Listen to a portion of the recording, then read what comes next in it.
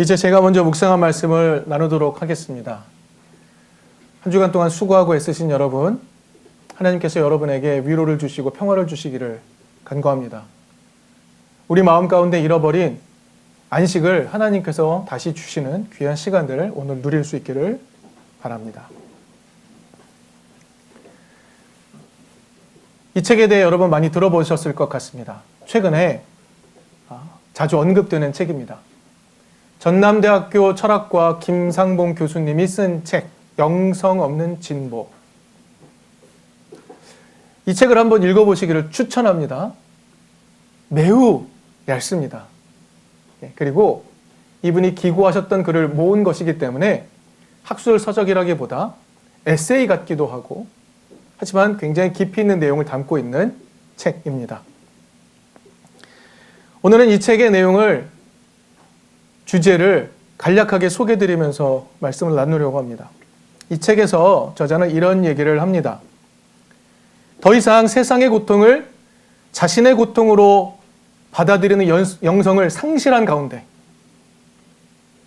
그저 진보적인 것이야 하는 그 가치를 여기는, 진보적인 것이라고 거기 가치 있다고 여기는 그런 정치 행태를 추구하기 위해 참 많이 달려오느라 우리는 많은 것을 잃어버리게 되었다. 그런 우리나라의 모습에 대해서 저자는 반성하고 있습니다. 더 이상 세상의 고통을 자신의 고통으로 받아들이지 않는다. 그러한 영성이 우리에게 없다. 이런 이야기를 합니다. 저자는 책에서 그리스도교 모습에 대해서 비판적 시각도 가지고 있고 따뜻한 희망도 가지고 있습니다.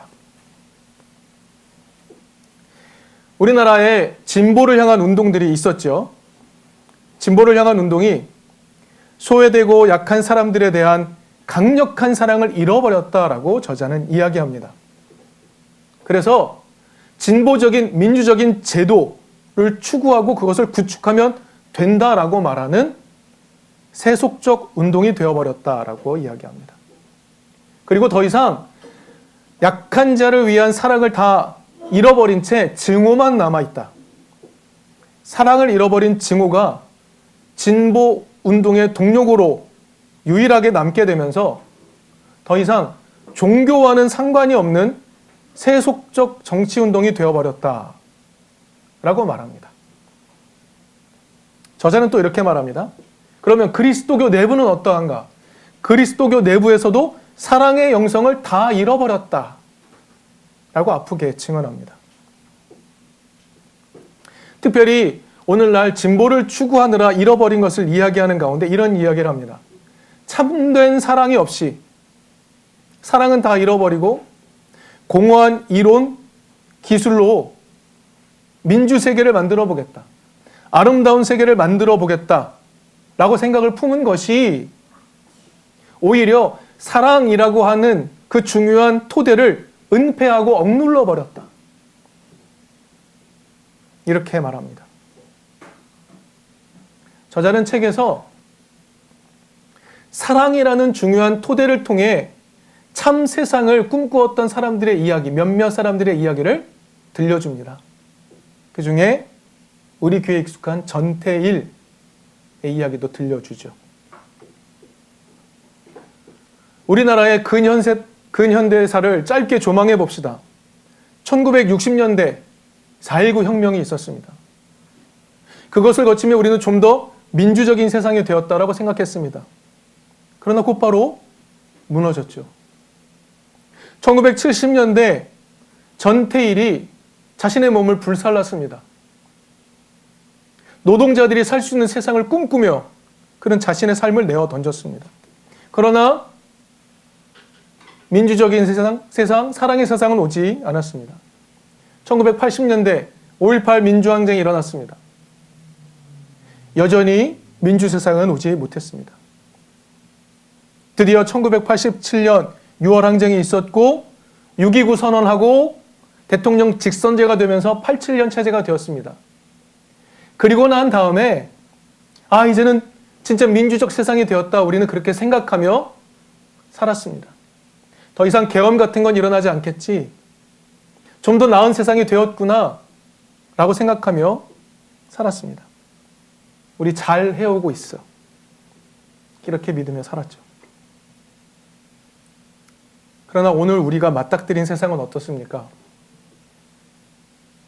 우리가 생각해왔던 것을 모두 비웃기라도 하듯이 오늘 우리는 대혼란의 시기를 맞닥뜨리고 있습니다.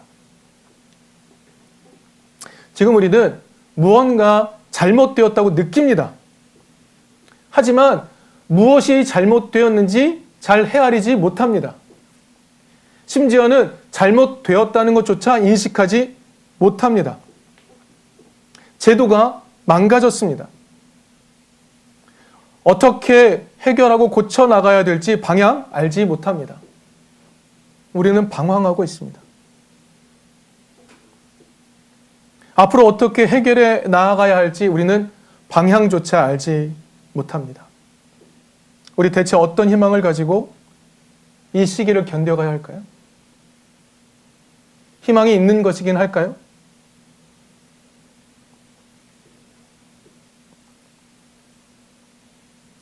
이런 고민을 하는 중에 오늘 본문의 말씀을 가지고 조금의 위로를 얻기를 바랍니다. 오늘 우리가 나눌 말씀은 남유다라는 남북이 분단된 북이스라엘 남유다 세계에서 남아있는 남유다에 대한 이야기입니다. 물론 성경의 남유다의 상황과 오늘의 대한민국 상황이 같을 수는 없겠지요. 그러나 오늘 하박국 본문을 통해서 우리가 이 고난의 시기를 어떻게 통과해야 할지를 함께 고민해 볼 수 있기를 바랍니다. 오늘 우리는 하박국서의 배경을 먼저 살펴보려고 합니다. 우리에게 조금 익숙한 성경 지식을 좀 동원해 봅시다. 하나의 단일한 나라였던 이스라엘이 사울, 다윗, 솔로몬의 시대를 지나고 난 다음에 남과 북으로 분열이 됩니다. 그래서 남유다와 북이스라엘로 갈라지게 되죠. 그러다가 북이스라엘은 주전 722년에 아시리아 제국에 의해 패망하였습니다. 원래는 한 가족이었다가 분단이 되었어요. 북이스라엘. 그런데 그 북이스라엘이 아수르에게 멸망했습니다. 자, 그런 국제적 상황이 벌어졌습니다. 그렇다면 아직 남아있는 남유다는 어떤 반응을 보이게 될까요? 북이스라엘을 멸망시킨 아수르가 언제 쳐들어올지 모르니 그에 대해 저항하고 경계하는 게 당연한 일이겠죠. 그래서 남유다는 아수르에 대해 적대적인 태도를 갖게 됩니다. 근데 그러던 중에 아시리아 제국이요, 남쪽에 있는 바빌로니아 제국에게 조금씩 제압당하기 시작합니다. 힘을 잃어가기 시작하는 거예요. 주전 612년에는요, 아수르의 수도인 니느웨가 함락이 되어버립니다. 그리고 갈그미스까지 쫓겨갑니다. 그래서 멸망 직전에 이릅니다. 여러분 지도를 보시면 다 표기를 해놨어요. 지도를 보시라고. 자, 이런 상황에서 남유다는 또 어떤 생각을 갖게 될까요? 하나님이 바벨론을 통해서 아수르를 물리치시고 우리를 구원하시려나 보다 라고 생각하지 않겠습니까? 게다가 남유다, 당시에 남유다의 왕은 누구였냐면 요시야라는 왕입니다. 이 왕의 이름은 기억해 둘만 합니다. 왜냐하면 요시야는 드물게 선한 왕이었기 때문입니다. 요시야를 지지하는 세력이 있었어요. 이름이 뭐냐면 그 땅의 백성 암하아레츠라는 세력입니다. 이 세력이 요시야를 지지했습니다. 이 암하아레츠라는 사람들은요, 아수르에 대해 저항하는 사람들이었어요. 그리고 하나님을 섬기는 야훼 신앙으로 돌아가자고 말하는 사람들이었습니다. 그래서 그 사람들이 요시야를 왕으로 밀어 올렸습니다. 아수르에 반대하고 야훼 하나님께로 돌아가자라고 강조했던 사람들이 요시야와 더불어 남유다를 잘 이끌어 가려고 하는 거죠. 근데 요시야의 할아버지가 또 유명한 사람 하나 있습니다. 이 이름도 기억해둘 필요 있습니다. 므낫세라는 사람입니다. 이 므낫세라는 왕은요, 얼마나 악독한 왕이었냐면요, 자신의 욕망을 이루기 위해서 자기 아들을 인신제사, 불태워 죽인 사람입니다. 자신의 욕망을 위해서는 무엇이든 할 수 있는 사람이었어요. 그런데 손자인 요시야는 달랐습니다. 하나님 신앙으로 돌아가기 위해서 율법을 회복하기 위해 율법책을 함께 낭독하고 다시 하나님께로 돌아가자라고 종교개혁을 일으켰던 매우 중요한 왕이었던 겁니다. 자, 국제적으로는 바벨론이 아수르를 물리쳐주고 있고 내부에서는 요시야 왕이 종교개혁을 일으키면서 하나님께로 돌아가자라고 이야기하고 있습니다. 어떤 느낌일지 함께 상상해 봅시다. 그러다가 609년에 중요한 사건이 하나 일어납니다. 말씀드린 것처럼 아수르는 이제 멸망하기 직전입니다. 그런데 이 멸망하기 직전인 아수르를 돕겠다고 이집트의 느고 2세가 출군을 합니다. 왜 출군을 했는가? 바벨론의 세력이 커지면 이집트를 침범할 것 같았거든요. 그래서 아수르를 도와서 아수르가 바벨론을 막게 하자라고 전략을 세운 겁니다. 여러분, 오늘날 정치 지형을 한번 잘 생각해 보시겠어요? 오늘날 정치 지형에서 우리 남과 북이 분단된 상황의 이유를 한번 잘 성찰해 보시겠어요? 우리에게까지 피해가 오지 않도록 하기 위해 중간에 완충지대를 만들어 놓은 것. 오늘날 정치 상황을 잘 이해해 보면 이 시대의 모습도 우리는 쉽게 이해할 수 있습니다. 그래서 아수르를 돕겠다고 이집트가 출군을 합니다. 자, 이때 요시야는 어떻게 하면 좋을까요? 요시야는 말씀드린 것처럼 아수르에 반대하는 세력과 더불어 권력을 잡고 종교개혁을 일으키고 하나님 신앙으로 돌아가려던 사람입니다. 그런데 이집트가 아수르를 돕겠다고 올라오니 어떻게 했겠습니까? 이집트의 바로인 느고를 막아 섭니다. 그래서 무기또라는 곳에서 싸우다가 큰 부상을 입게 되고 결국에는 죽게 됩니다. 아니, 진보적 개혁을 이끌던 요시야 왕이 갑자기 죽게 된 겁니다. 이후에 정치적 혼란이 온다는 건 너무나도 자명한 일 아닙니까? 실제로 정치적 대혼란이 일어나게 됩니다. 죽자마자 권력을 잃었던 남유다의 권세자들이 서로 복마전을 하면서 결국 악한 왕들이 등장하게 되고 정치적 혼란에 휩싸이게 됩니다. 근데 이게 끝이 아닙니다. 주전 605년에서는요, 그 북쪽에 있는 갈그미스라는 곳에서 마지막 전투가 벌어집니다. 이집트와 바벨론이 이제는 실제로 마지막 전투, 치열한 전투를 벌이게 되는 거예요. 거기서 이집트는 완벽하게 패배합니다. 바벨론이 완벽하게 승리하게 되는 것이죠. 그래서 결국 이집트는 팔레스타인에서 이 지도에 나오는 이스라엘이나 팔레스타인 지역에서 완벽하게 영향력을 잃어버리게 되고 나중에는 아수르에게, 바벨론에게 완전히 먹혀버리게 되는 거죠.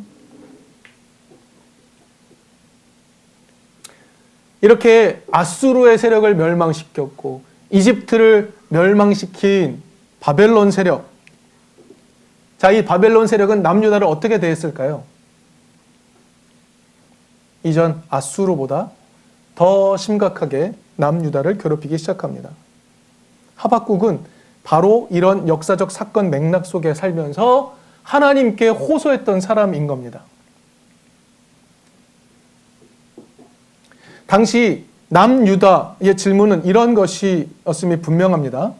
하나님, 아수르가 멸망해서 구원의 길이 열리는가 했더니 더 악하고 강한 바벨론이 일어나게 하시는 이유는 뭡니까? 아니, 이집트도 더 이상 팔레스타인, 우리 땅에 영향력을 끼치지 못하는데 더 악독하고 더 악랄한 바벨론이 남유다를 압박하는 이유는 무엇입니까? 하나님, 요시야 같이 하나님 뜻대로 살기 위해 노력했던 선한 왕이 왜 죽습니까? 왜 이런 정치적 혼란이 일어나면서 악한 왕들이 제국의 힘을 등에 업고 득세하는 이유는 뭡니까? 여러분, 이런 질문 하지 않았을까요? 실제로 하박국은 그런 질문을 하는 겁니다. 백성들이 가진 이 모든 질문을 가지고 하나님께 가져가 질문을 던지는 것이 하박국의 역할인 겁니다. 하박국서 3장밖에 안 됩니다. 나중에 집에 돌아가서 읽어보십시오. 하박국은 하나님께 질문을 던지고 호소하는 것으로 이야기를 시작합니다. 하나님, 이게 옳습니까? 이게 옳은 일입니까? 하나님의 역사를 진행하는 이 방향은 의롭습니까? 하는 질문을 가지고 하나님께 나아가게 되는 거죠. 하나님, 우리가 왜 이런 고난을 당해야 됩니까? 우리 열심히 노력하고 좋은 나라 되기 위해, 선한 나라 되기 위해 노력해 왔지 않습니까? 소기의 결과도 거뒀지 않습니까? 그런데 왜 이런 일이 일어나는 겁니까? 이런 심각한 질문을 가지고 하박국이 나아가는 겁니다. 여러분, 이런 정치적, 사회적 혼란이 일어난 이유는 무엇 때문입니까? 남유다의 잘못 때문입니다. 그렇습니다. 하지만 요시야 왕은 허울뿐인 종교를 걷어내고 하나님 신앙으로 돌아가기 위해 종교개혁도 했고 더 나아지기 위해 노력도 했습니다. 그런데 하박국조차도 이 무언가 잘못된 것 같은데 뭐가 잘못되어 있는지 원인을 모르겠고 어떻게 고쳐야 할지도 모르겠다고 말하고 있는 겁니다. 그래서 하나님께 넋두리하고 있는 겁니다. 하나님, 왜 구해주지 않으십니까? 주님, 언제까지 이러실 겁니까? 라고 말하고 있는 겁니다. 나아지지 않는 상황에 대해 하나님께 원망합니다. 딱 오늘 우리의 모습입니다. 저와 여러분 이렇게 기도하지 않습니까? 하나님, 왜 우리를 구해주지 않으십니까? 지난 근현대사를 통해서 더 나은 나라가 되려고 노력해왔지 않습니까? 피 흘려가면서 노력하면서 더 좋은 것 이루어보려고 노력해왔지 않습니까? 민주사회 이뤘다고 우리는 생각하며 살아왔지 않습니까? 근데 왜 이러십니까? 주님, 언제까지 이러실 겁니까? 오늘 우리의 모습과 똑같습니다. 오늘 우리 눈을 돌려 밖으로 한번 돌려보죠. 국제적 상황 어떻습니까? 엄중합니다. 어디로 나아갈지 모를 정도로 혼란스럽습니다. 우리 내부의 문제는 치명적입니다. 그런데 오늘 우리의 삶을 사는 우리 온 국민들은 이 상황을 고쳐보려고 발버둥치며 노력하고 있습니다. 하지만 우리는 어떤 희망을 가지고 이 시기를 견뎌야 하는지 가늠조차 하지 못합니다. 그래서 때때로 우리는 하나님께 대거리를 하기도 하죠. 하나님, 왜 세상이 이따위입니까? 하나님, 언제까지 이러실 겁니까? 라고 우리는 기도하고 분노하고 있는 겁니다. 그래서 오늘 본문 1절에 하박국의 이야기, 목소리는 분노에 가득 찬 채로 읽어야 합니다. 자, 그래. 주님께서 나에게 무엇이라고 말씀하실지, 그래, 내가 한번 기다려 볼란다. 그래, 뭐라고 말씀하실지 한번 두고 보자. 이런 의미가 되는 겁니다. 내가 호소한 것에 대해 주님께서 어떻게 대답하실지 내가 한번 지켜보겠다. 이 심정으로 나아가고 있는 겁니다. 하나님과 겨루어 보려고 하는 것이죠. 지금 하박국은 기다리다 지쳐서 분노와 좌절에 휩싸여 있는 겁니다. 그런 하박국에게 야훼 하나님께서 대답하시는 것이 오늘 본문의 내용입니다. 먼저 3절의 내용을 조금 간단하게 살펴보죠. 3절에서 하나님 이렇게 말씀하십니다. 끝이 온다. 더디더라도 그때를 기다려라. 반드시 오고야 만다. 라고 말씀하십니다. 그 끝은 무엇인가? 5절 이후부터 나옵니다. 그 끝의 모습이 어떤 것인지 5절 이후부터 나와요. 5절 이후부터 5번에 걸쳐서 하나님이 정복자가 망할 것이다 라는 이야기를 하십니다. 5번이나 걸쳐서 정복자는 망할 것이다 라는 이야기를 하세요. 우리는 결과를 알고 있고, 그래서 우리 오늘은 4절로 가보려고 합니다. 본문 4절. 오늘 우리에게 중요한 것은 4절입니다. 4절에 이런 말이 나옵니다. 그러나 의인은 믿음으로 산다.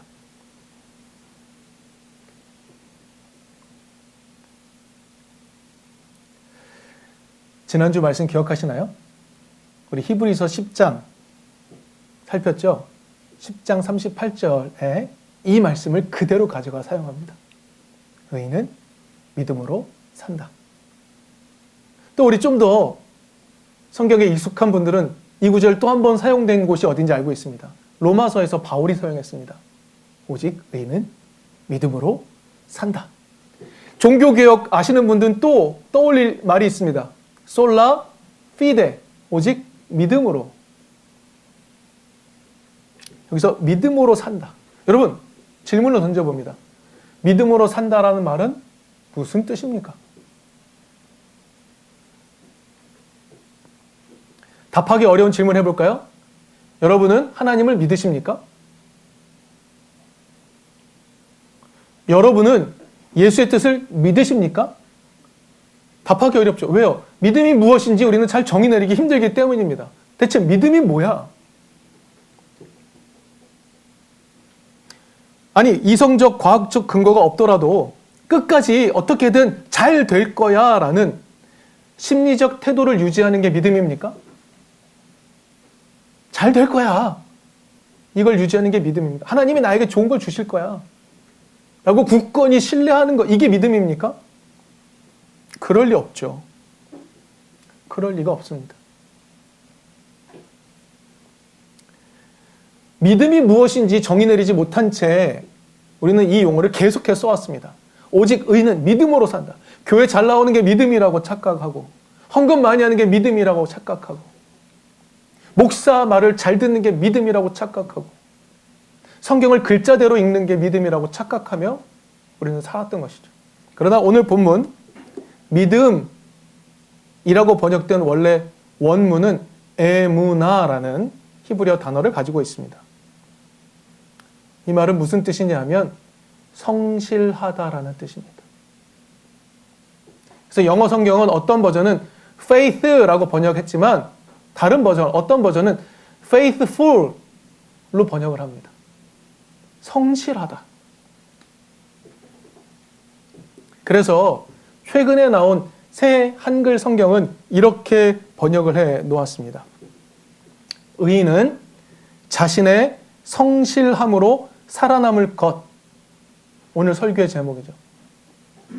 의인은 자신의 성실함으로 살아남을 것이라고 이야기합니다.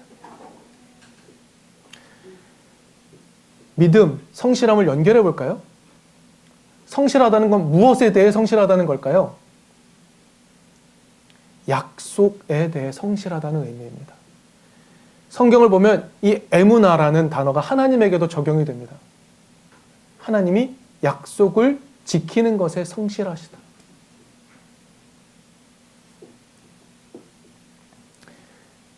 여러분, 하나님이 우리와 약속을 맺었습니다. 이게 성경이 우리에게 말해주는 바죠.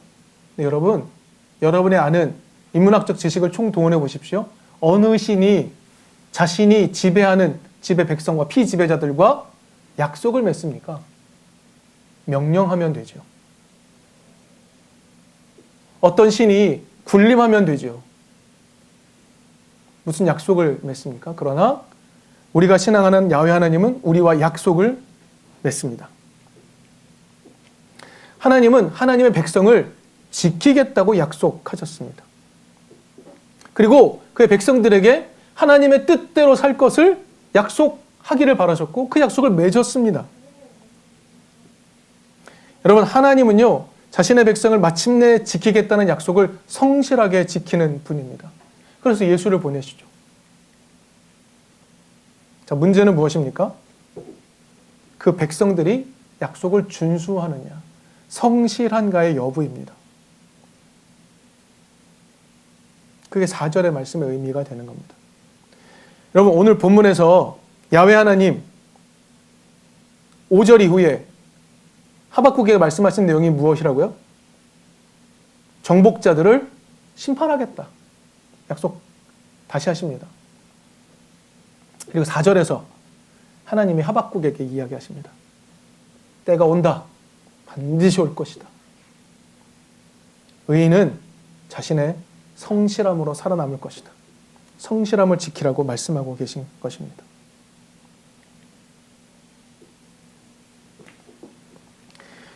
하박국이 살던 시대와 오늘 우리 시대 같을 수 없지만 비슷하지 않습니까?